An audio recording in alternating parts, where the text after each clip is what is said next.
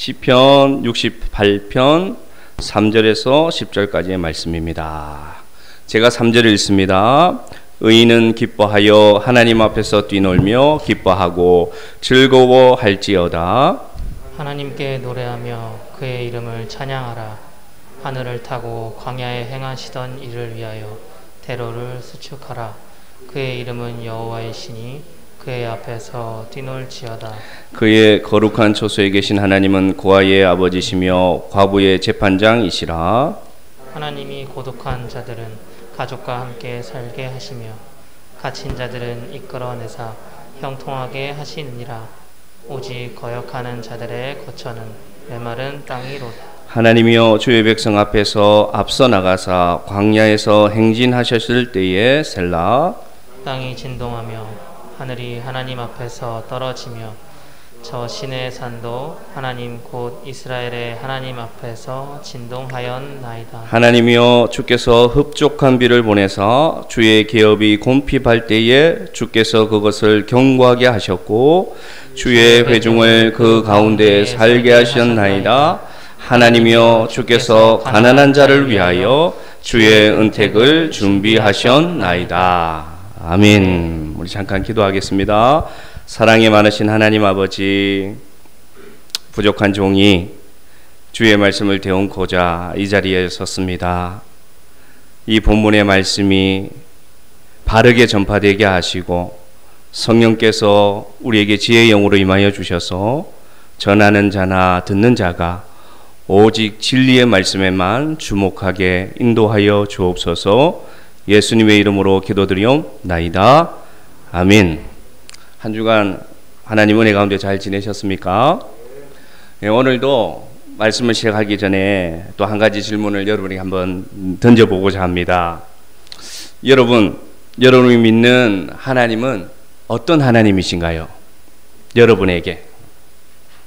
오늘 한번 얘기해 볼까요? 여러분이 믿고 계시는 하나님은 여러분에게 어떤 하나님이십니까? 위로의 하나님. 또 한번 말씀해 보시기 바랍니다. 전능하신 하나님. 동행하시는 하나님.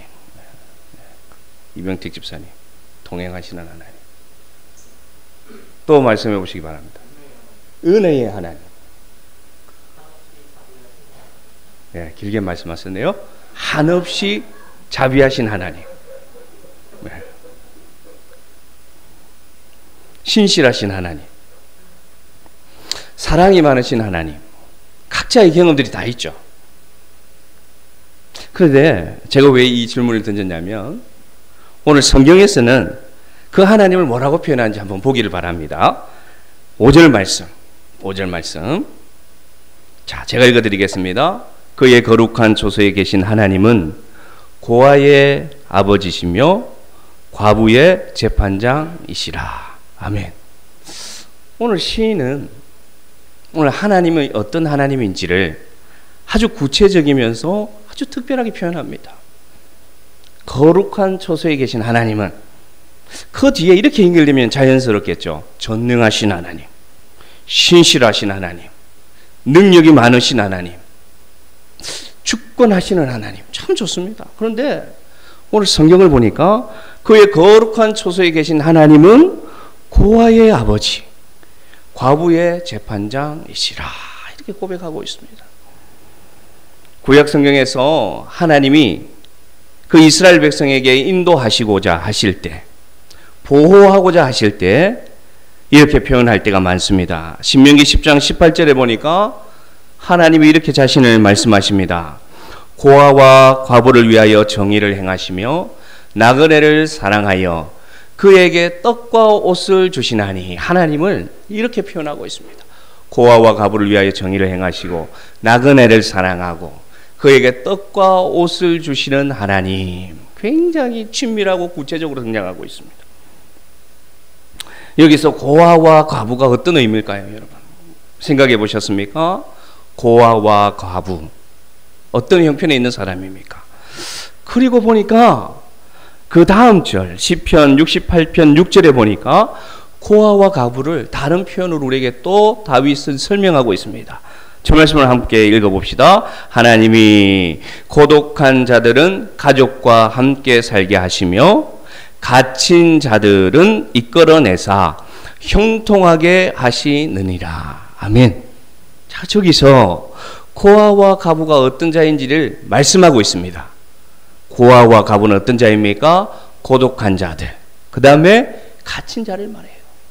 성경에서 찾을 수가 있습니다. 그러면 고아와 과부는 어떤 자냐? 고독한 자이고 갇힌 자의 형편에 있는 자가 고아와 과부가 된다는 것입니다. 그러면 저 말씀을 우리에게 가져오면 꼭 고아와 과부만의 하나님이라는 의미가 아니라 하나님은 이 시대의 고독한 자들을, 이 시대에 갇힌 형편에 있는 자들에게 주목하시고 인도하시는 하나님인 것을 오늘 우리에게 가르쳐주고 있습니다. 그래서 요한복음 14장 18절에 예수님이 이렇게 말씀하신 것 같습니다. 내가 너희를 고아와 같이 버려두지 아니하고 너희에게로 꼭 다시 오리라. 할렐루야. 할렐루야. 저 말씀을 읽는 가운데 참 우리네의 삶이 고아와 과부와 같이 고독하고 갇힌 자의 형편에 있을 때가 참 많구나 라는 것을 묵상하게 되었습니다. 저 제자들도 얼마나 예수님이 떠나간다는 소식이 힘들었을까요? 그래서 예수님이 그 제자들을 볼 때 어떻게 느껴지는지 고아처럼 느껴지는 거예요. 이제 내가 그들을 떠나 내가 이제 십자가의 사명을 감당해야 될 때, 하나님은 이 땅 가운데 우리를 내버려 두시는 분이 아니십니다. 우리는 이 땅 가운데 고독한 형편이 되고 갇힌 자의 형편이 될 때가 많이 있습니다. 그러나 오늘 말씀 가운데 여러분 새 힘을 얻으시기를 바랍니다. 하나님은 내버려 두시는 분이 아니라 고독한 자에게는 가족이 되어주시고 갇힌 자에게는 그 형편에서 이끌어내사 자유케 하시는 하나님임을 오늘 여러분 기억하시기를 바랍니다. 그래서 하나님은 오늘 우리 가운데 오셔서 우리를 외롭게 그냥 두시지 않고 내가 너희 아버지다, 아버지라고 말씀하고 계십니다. 또 하나님은 하나님의 아들 예수 그리스도를 이 땅에 보내셔서 그 갇혀있는 죄의 권세에서 갇혀있는 우리를 이끌어내사 자유케 하셨고 이 세상에서 그 어떤 편견과 그 어떤 제약 가운데 그 어떤 불평 가운데 부족한 가운데 우리가 살아가고 있지만 하나님은 언제나 우리에게 신실하셔서 자유케 하시는 그 복음으로 자유케 하시는 하나님임을 기억하시기를 바랍니다. 저는 이것이 형통이라고 생각합니다. 여러분 무엇이 형통이라고 생각하십니까? 하나님은 우리에게 형통하신 분인데 형통하게 인도하시는 분인데 그래서 오늘 68장 6절에 그렇게 말씀하십니다. 이끌어내사 형통하게 하시느니라. 형통하게 하시느니라. 어떤 것이 형통입니까? 고독한 자에게 가족을 주시고 갇힌 자에게 자유케 하시는 것이 뭐다? 형통이다. 그러므로 우리 모두는 하나님 보실 때 형통함의 인도함을 받고 있다는 것입니다. 여러분 인정하십니까? 우리는 하나님으로부터 형통함의 인생을 살고 있다는 것입니다. 그러면서 오늘 시편을 보면 두 가지로 어떻게 하나님은 우리를 형통하게 인도하시는지를 표현하고 있습니다. 다윗이. 첫 번째 한번 보겠습니다. 하나님은 우리 인생 가운데 어떻게 형통하게 하시는 분인가? 7절 말씀. 7절 말씀. 시작. 하나님이여 주의 백성 앞에서 앞서 나가사 광야에서 행진하셨을 때에 셀라. 아멘. 아멘. 첫 번째 하나님은 우리에게 어떻게 형통하게 하시는 분이시냐? 하나님은 우리의 광야의 삶 가운데 어떻게 하신다? 앞서 나가시는 하나님이라는 것입니다. 우리 한번 이렇게 생각해 봅시다. 여러분 가정 가운데 위험이 닥쳤어요. 위험이 닥쳤어요. 그리고 뭔가 어려운 일이 닥쳤습니다. 그럴 때 좋은 아버지는 어떻게 합니까? 좋은 아버지는 제일 먼저 나서죠. 제일 먼저 나서죠. 그래서 정전이 돼도 전기에 대한 아무런 기술이 없는데 누가 났습니까? 아버지가 났어요. 전기를 몰라요. 괜히 가가지고 끄덕끄덕 하지도 못하면서 아는 것처럼 저 개인적인 경험을 잠깐 말씀드리면 얼마 전에 우리 집에 이게 하수구가 터졌어요. 하수구가 갑자기 막 그 하수물이 막 싱크대 밑에서 막 터지는 거예요. 막 올라오는 거예요. 죄송합니다. 5만 개 다 올라오는 거예요. 5만 개 막 그냥 구체적으로 얘기하지 않겠습니다. 여러분 혹시 점심 때 입맛이 떨어질 수 있으니까. 하여튼 상상할 수 없는 담배꽁초까지 올라오는 그런 형편 가운데 있었어요. 닦아내도 또 올라옵니다. 왜? 우리 아파트 라인에 있는 모든 하수가 우리 집으로 넘치는 그런 상황이었습니다. 그런데 여러분 능력 있는 아버지는 어떻습니까? 나서죠. 나서가지고 수도도 잠그고 또 그 다음에 연락도 하고 그렇게 해야 되는데 우리 집에서는 능력 있는 아버지가 없었어요. 그래서 누가 나서냐? 능력 있는 아내가 나서 다 하더라고요. 저는 멘붕이 와가지고 걸레만 들고 벌벌벌 떨고 있었습니다. 그래서 저는 좋은 아버지가 되지는 못하는 것 같다. 다시 본문으로 돌아갑니다. 다시 본문으로 돌아가서 여러분 이스라엘 백성들의 40년 광야살이는 어땠을 것 같습니까? 40년 광야살이에요. 1시간도 아니고요. 일주일도 아닙니다. 여러분 40년이란 광야 생활입니다. 집도 없습니다. 밭도 없습니다. 소득도 없습니다. 그 어떤 안전함도 없습니다. 늘 그 어떤 보장도 없습니다. 그런데 오늘 하나님께서 이스라엘 백성에게 고독한 자와 갇힌 자를 형통하게 하시는 하나님이 자신을 설명하시는 단어가 뭐냐? 하나님은 그런 형편 가운데 어떤 분이시다? 앞서 걸어 나가시는 분임을 오늘 우리에게 가르쳐주고 있습니다. 할렐루야. 우리의 매일매일 한번 생각해 봅시다. 우리의 인생살이를 한번 생각해 봅시다. 하나님은 우리 가운데 오셔서 우리 인생 가운데 앞서가시는 분이십니다. 여러분 인정하십니까? 하나님은 믿는 자의 삶에 앞서가시는 분이에요. 그래서 마치 광야와 같은 삶에서 앞서가시면서 길을 만드시고 장애물을 제거해 주시고 우리가 건너갈 수 있도록 우리가 걸어갈 수 있도록 우리가 올라갈 수 있도록 주님은 길을 만드시고 계심을 기억하시기를 바랍니다. 그래서 우리는 신기하게도 여러분 말씀을 묵상 가운데 깨달았습니다. 그런데 하나님을 우리는 만나지 못해요. 내 삶 가운데 친밀하게 계시는 하나님을 우리는 자주 만나지 못합니다. 왜 그럴까요? 오늘 본문 속에 답이 있습니다. 왜 우리는 우리 삶에서 그 하나님을 만나지 못하고 살아갈까요? 왜 고독하게 살아갈까요? 왜 갇힌 자처럼 살아갈까요? 왜냐? 하나님은 앞서가고 계시기 때문입니다. 깨달아지십니까? 앞서가고 계시니까 내 옆에 없는 것처럼 느껴져요. 그러나 하나님은 우리와 함께 계십니다. 한 걸음 앞에서, 한 시간 앞에서, 하루 앞에서, 일주일 앞에서 그 길을 걸어가시면서 내가 감당할 수 있도록, 내가 겪었을 때 이겨낼 수 있도록 먼저 가셔서 대신 아파하시고 대신 고독해 하시고 대신 험한 길을 걷고 계신 주님이 오늘 우리 인생 가운데 코로나 가운데도 함께 계심을 믿습니다. 그 광야의 뜨거운 태양을 먼저 앞서가십니다. 그 광야의 그 거친 환경을 먼저 걸어가십니다. 그러면서 발걸음을 만드시고 그러면서 길을 만드셔서 나보고 따라오라고 나보고 그 길을 보고 걸어오라고 인도하고 계신 하나님이 우리를 형통하게 인도하심을 저는 믿습니다. 하나님은 우리가 그 태에서 어머니의 태에서 나올 때 우리를 안아주신 분이십니다. 하나님은 우리를 받아주셨습니다. 우리의 모습 그대로 사랑해 주십니다. 그리고 우리를 안으시고 우리를 업으시고 오늘도 그 거친 길을 걷고 계신 하나님이 여러분 가운데 계심을 기억하시기를 바랍니다. 이것이 형통입니다. 이것이 고해의 아버지가 되시고 가부의 형편에서 갇힌 자에서 이끌어 주시는 하나님의 형통임을 기억하시기를 바랍니다. 그래서 우리는 광야를 어떻게 걸을 수 있습니까, 여러분? 그래서 우리는 이 광야를 어떻게 걸을 수 있습니까? 오늘 표현 가운데 뭐라고 표현했느냐? 행진하게 하셨다 이렇게 표현합니다. 여러분 다윗이 행진했습니까? 다윗이 광야의 삶이 행진의 삶이었습니까? 아니죠. 아니죠. 도망자와 비참함과 숨음과 고통의 삶이었죠. 그런데 여러분 앞서가시는 주님이 계심으로 오늘도 우리는 비록 코로나 가운데 있지만 당장 내일을 알 수 없는 형편 가운데 있지만 여러분 우리는 행진하고 있는 당당하게 믿음으로 걷고 있는 하나님의 자녀 되었음을 아멘으로 화답하시기를 바랍니다. 이게 하나님의 첫 번째 인도하십니다. 앞서가시는 하나님. 그리고 하나님은 오늘 또 우리를 어떻게 형통하게 인도하시는지 말씀을 보겠습니다. 9절 말씀입니다. 9절 말씀. 시편 68편 9절 말씀 시작. 하나님이여 주께서 흡족한 비를 보내사 주의 기업이 곤핍할 때에 주께서 그것을 견고하게 하셨고. 할렐루야.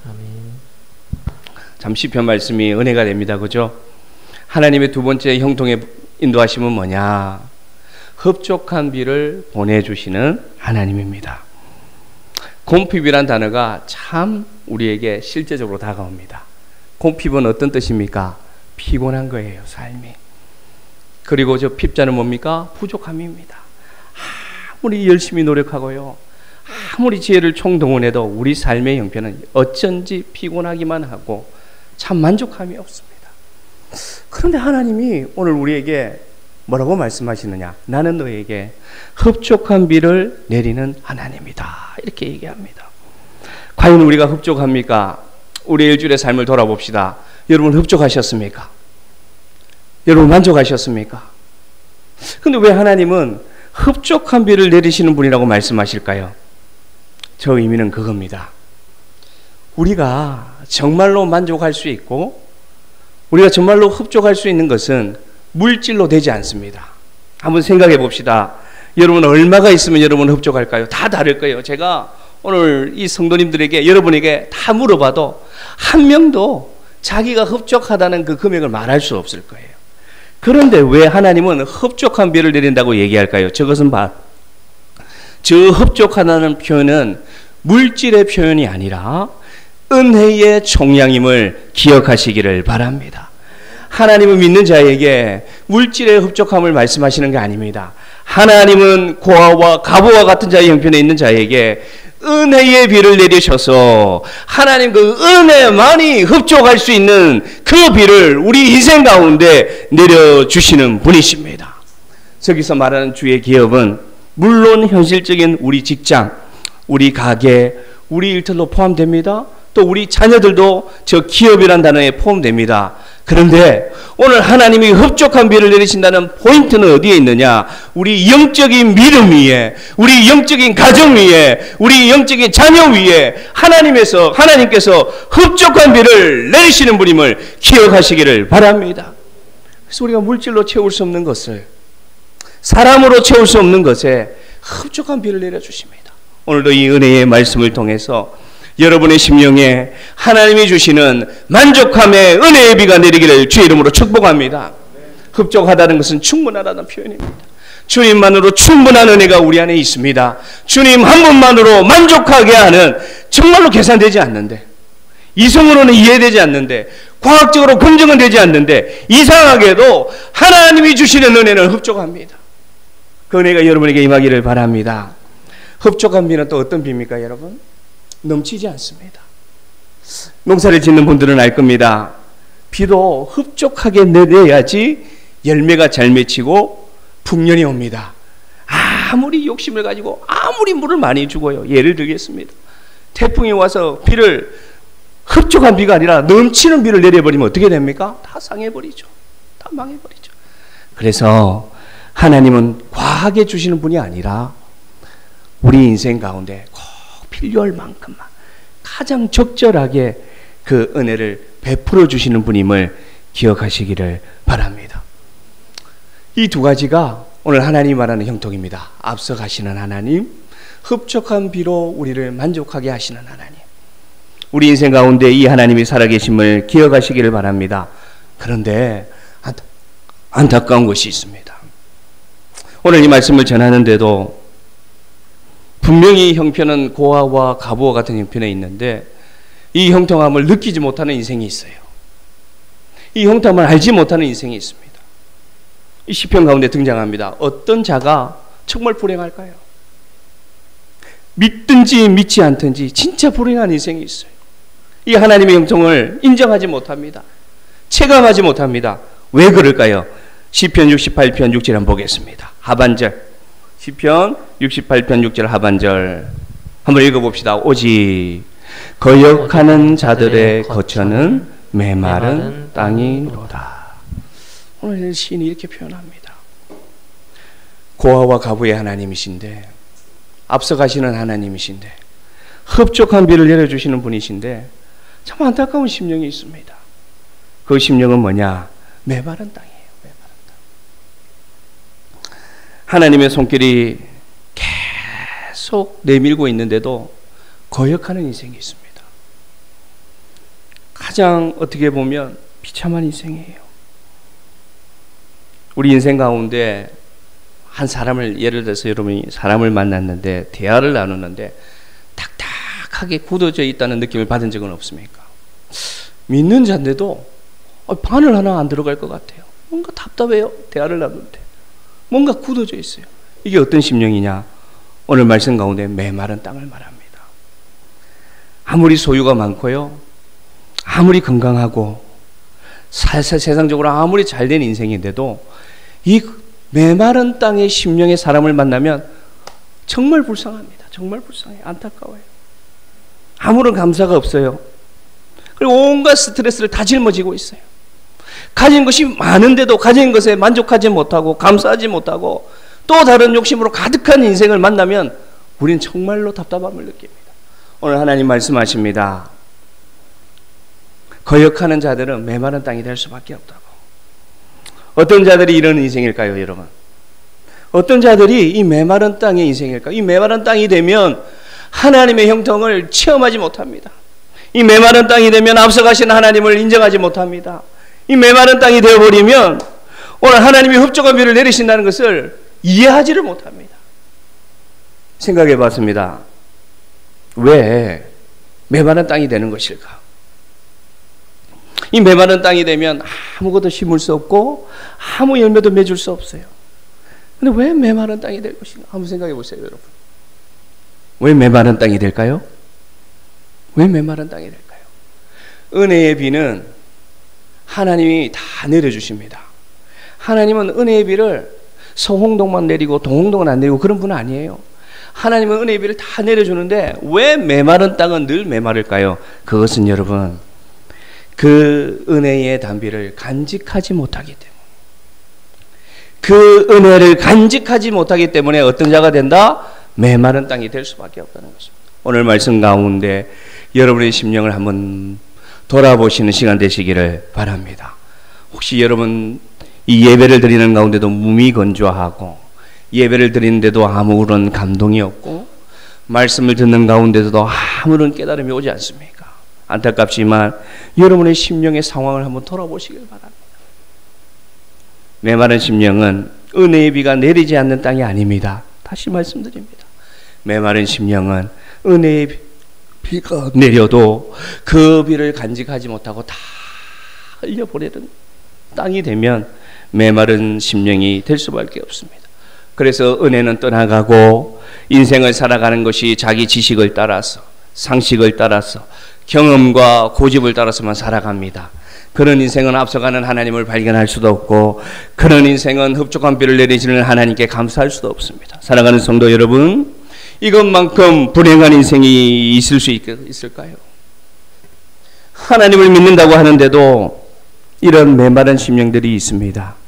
믿음과 소망과 사랑의 고백이 삶의 가운데 없습니다. 열매는커녕 믿음의 싹도 바라볼 수가 없습니다. 늘 받기만 하고 나눌 줄을 모릅니다.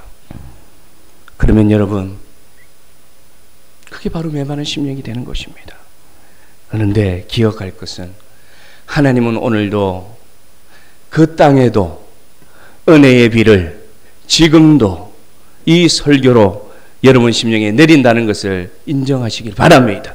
아멘 하시기를 바랍니다. 괜찮습니다. 지금껏 메마른 심령이었더라도 지금 이 순간 아멘으로 주의 말씀을 받아들이면 그 땅은 일순간에 하나님의 은혜로 은혜를 간직하는 옥토와 같은 밭으로 바뀌는 역사가 일어날 줄로 믿습니다. 지금도 성령님은 살아계시고 지금도 안타까운 심령으로 하나님은 여러분에게 손을 내밀고 계심을 기억하시기를 바랍니다. 지금도 지금도 예수님은 그 십자가에 못 박힌 손으로 여러분의 마음에 닫힌 문을 지금도 녹하고 계심을 기억하시기를 바랍니다. 여러분, 결심하면 돼요. 아멘하고 받아들이면 됩니다. 그리고 문을 열면 그가 내 안에 들어와 나를 일순간에 천국으로 변화시켜 주실 줄로 믿습니다. 에스겔 36장 26절 말씀을 한번 보겠습니다. 하나님은 지금도 소망하고 계십니다. 또 새 영을 너희 속에 두고 새 마음을 너희에게 주되 너희 육신에서 굳은 마음을 제거하고 부드러운 마음을 줄 것이라고 주님은 지금도 약속하고 계십니다. 나는 여러분의 심령이 이 은혜로 부드러운 마음 되기를 주의 이름으로 축복합니다. 굳은 마음들이 떠나가고 돌 같은 마음들이 제거되고 여러분 심령 가운데 하나님의 말씀이 뿌리 내리고 하나님의 말씀이 열매 맺는 역사가 일어날 줄로 믿습니다. 그게 시냇가에 심은 교회예요. 그게 우리 교회의 비전입니다. 그것이 우리가 바라보는 우리의 소망입니다. 하나님은 은혜의 비를 지금도 내려주십니다. 여러분, 그냥 받아들이고 아멘함으로 그에게 내 마음을 내어놓는 순간 우리는 이제는 주님의 사랑을 열매 맺고 주님의 길에 감사하는 인생이 될 줄로 믿습니다. 그럼 결론적으로 하나님은 왜 고아의 아버지가 되시고 과부의 재판장이 되어주시기를 원할까요? 왜 하나님은 앞서가시기를 원하고 흡족한 비를 우리에게 주시기를 원할까요? 말씀을 묵상하는 가운데 하나님의 의도를 발견할 수 있었습니다. 한 번 더 읽읍시다. 많이 읽었지만 6절 말씀, 68장 6절 말씀. 자, 여기 하나님의 의도가 숨겨져 있습니다. 같이 읽습니다. 하나님이 고독한 자들은 가족과 함께 살게 하시며 갇힌 자들은 이끌어내서 형통하게 하시느니라. 아멘. 자, 여러분 이 말씀을 잘 보면 하나님이 우리 인생 가운데 아버지가 되어 주셨음을 여러분 믿습니까? 아멘. 하나님이 갇힌 자의 형편에 있는 우리를 예수 그리스도로 자유케 하셨음을 믿습니까? 그러면 우리에게는 저 시편 68편 6절 말씀은 이루어졌어요. 그런데 오늘 왜 이 말씀을 우리에게 주시는 걸까요? 그것은 여러분, 우리도 고독한 자들에게 가서 가족이 되어주라고 이 말씀을 주시는 것입니다. 왜 이 말씀을 우리에게 주실까요? 우리가 과부와 같이 갇힌 자의 형편에 있는 자들을 찾아가서 그들의 주의 복음을 전하고 그들을 갇힌 형편에서 이끌어내는 하나님처럼 예수님처럼 살아가라고 저는 이 말씀을 우리에게 주신 줄로 믿습니다. 오늘 우리에게 이 말씀을 주신 줄로 믿습니다. 비록 코로나의 형편 가운데 있습니다. 여러분, 우리 주위에 참 고독한 자들이 얼마나 많습니까? 답답한 인생 가운데 해답을 찾지 못해서 죽어가는 자들이 얼마나 많이 있습니까? 그런데 우리가 과거에 그런 자들이었습니다. 그런 자인 우리에게 주님이 오셔서 우리를 하나님의 자녀를 삼아주셨어요. 그러면 우리는 어떻게 할까요? 우리도 그들에게 가족이 되어줘야 되겠죠. 우리도 그들에게 손을 내밀어 줘야 되겠죠. 그런 은혜가 오늘 이 말씀 가운데 우리에게 주시는 사명임을 저는 발견하게 되었습니다. 그러고 보니까 야고보서 1장 27절에 말씀하더라고요. 사도 바울이. 야고보서 1장 27절 같이 읽읍시다. 하나님 아버지 앞에서 정결하고 더러움이 없는 경건은 곧 고아와 가부를 그 환난 중에 돌보고 또 자기를 지켜 새 속에 물들지 아니하는 그것이니라. 아멘. 우리 신앙의 선배 사도 바울이 가르쳐줍니다. 믿음이 무엇인지 가르쳐줍니다. 저 경건이라는 단어는 믿음으로 바꿔도 괜찮습니다. 우리는 착각할 때가 있어요. 후자만 생각할 때 있습니다. 내 자신을 잘 지켜야지. 하나님의 말씀으로 바르게 살고 죄짓지 않고 욕심내지 않고 교만하지 않고 미워하지 않고 시기하지 않고 잘 지켜야지 하나님 앞에서. 이것만이 믿음이라고 생각할 수 있는데 아니었습니다. 오늘 사도 바울 선생님이 말하는 믿음은 뭐냐? 두 가지였어요. 뭡니까? 고아와 가부를 그 환난 중에 돌보는 것.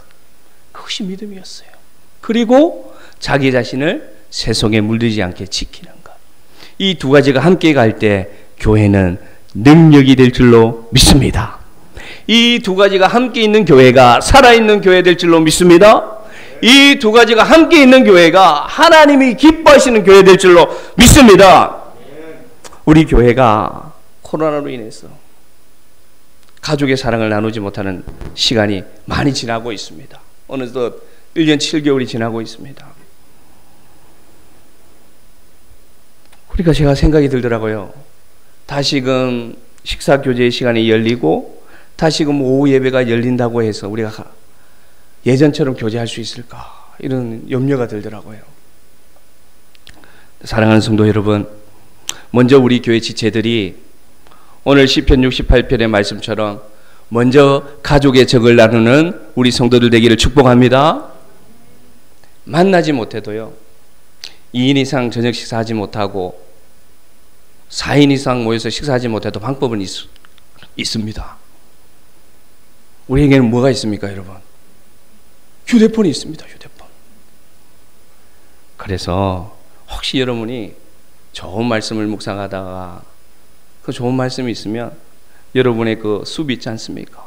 단톡방에 올려서 나누기도 하고, 또 여러분의 숲 가운데 생일을 맞이하신 분이 있거나 또 어떤 기도의 제목이 있는 분들이 있으면 여러분이 함께 공유하고 기도해 주는 거예요. 그리고 밴드에 오셔서 또 밴드에서 또 여러분의 간증도 올리고 여러분의 소식도 나누고, 이렇게 우리가 대면하지 못해도 서로의 가족의 정을 나눌 수 있는 방법은 있다고 생각합니다. 우리 성도들 잘 교제하고 환난당한 자들을 잘 돌보고 또 위로하는 은사들이 다 있습니다. 제가 시내가에 심은 교회에 와서 정말 느낀 것은 뭐였냐면요, 어떤 장례가 있든지 어떤 입원 환자가 있어서 병문안이 있을 때 많은 분들이 오더라고요. 많은 분이 옵니다. 그래서 같이 위로하고 격려하는 것을 보고 제가 참 감사한 적이 있습니다. 우리 성도님들은 그런 사랑이 있는 분들임을 믿습니다. 제가 알고 있습니다. 그래서 오늘 이 말씀 가운데 이제 결론적인 말씀인데, 하나님은요 고아의 아버지가 되시고 과부의 재판장이 되어 주셨습니다. 우리 인생 가운데 그렇게 되어 주셨습니다. 그리고 우리 인생 가운데 형통의 은혜를 주셔서 앞서가시며 우리의 삶을 지금껏 인도해 주시고 계시고, 또 흡족한 비로 세상 기준으로 만족할 수 없지만 믿음으로 만족할 수 있는 은혜를 지금도 베풀어 주고 계십니다. 사랑하는 성도 여러분, 조금만 더 힘을 내서 우리 주위를 챙길 수 있는 우리 성도들 되기를 바랍니다. 비록 코로나지만 마음을 열고 다가가서 함께 손 내밀어 주고 함께 챙겨주시기를 바랍니다. 그러기 위해서는 좀 부담스럽지만 먼저 된 자들이 먼저 손을 내미는 교회 되기를 바랍니다. 우리 교회는 하나님께서 새 가족들을 많이 보내주십니다. 앞으로도 많이 보내주실 줄로 알고 있습니다. 좋은 소문들이 육지로 번져가고 있음을 느끼고 있습니다. 저만 느끼고 있습니까? 그래서 우리 교회에 문의 전화가 옵니다. 예배 참석해도 되냐? 예배 참석하는 게 뭐 호락의 표현이 있습니까? 언제든 오십시오. 그런 전화들이 자주는 아니고 종종 오고 있습니다. 소망이 있습니다, 여러분. 서귀포에 가면 시내가에 심은 교회가 있습니다. 어떤 교회입니까? 사랑이 많은 교회, 숲이 되어주는 교회, 손을 내밀 줄 아는 교회, 격려하고 위로하고 세워줄 줄 아는 교회가 있습니다. 그런 좋은 소문 나는 고아의 아버지가 되시고 과부의 재판장이 되어주시는 예수님을 본받는 그런 자들로 가득 찬 시내가에 심은 교회 될 줄로 믿습니다. 그래서 우리 예배가 모였을 때 함께 기뻐하고 즐거워하는 교회 될 줄로 믿습니다. 우리가 드려지는 예배가 하나님이 고개를 끄덕이시며 받으시는 예배 될 줄로 믿습니다. 그래서 서귀포에 가면 시내가에 심은 교회가 있다.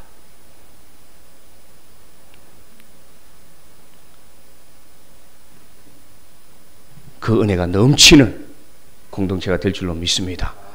코로나가 끝나기만 하면 이 자리에 가득 찬 예배자들로 채워질 줄로 믿습니다. 그래가지고 어떻게 건축할지 꿈꾸고 있습니다. 아니, 제가 무슨 양적인 성장을 주장하는 것이 아니라 정말로 하나님 앞에서 말씀을 마무리합니다. 자, 하나님은 고독한 자에게 친구가 되어주기를 원하고 갇힌 자에게 자유를 주시는 하나님이십니다. 우리 삶에 앞서가시고 흡족한 비로 내려주시는 분이십니다. 그렇다면 그 은혜에 있는 우리라면 이제 우리가 앞서 나갈 줄 알고 우리가 손을 내밀 줄 아는 그런 은혜의 성도들 되기를 주의 이름으로 축복합니다.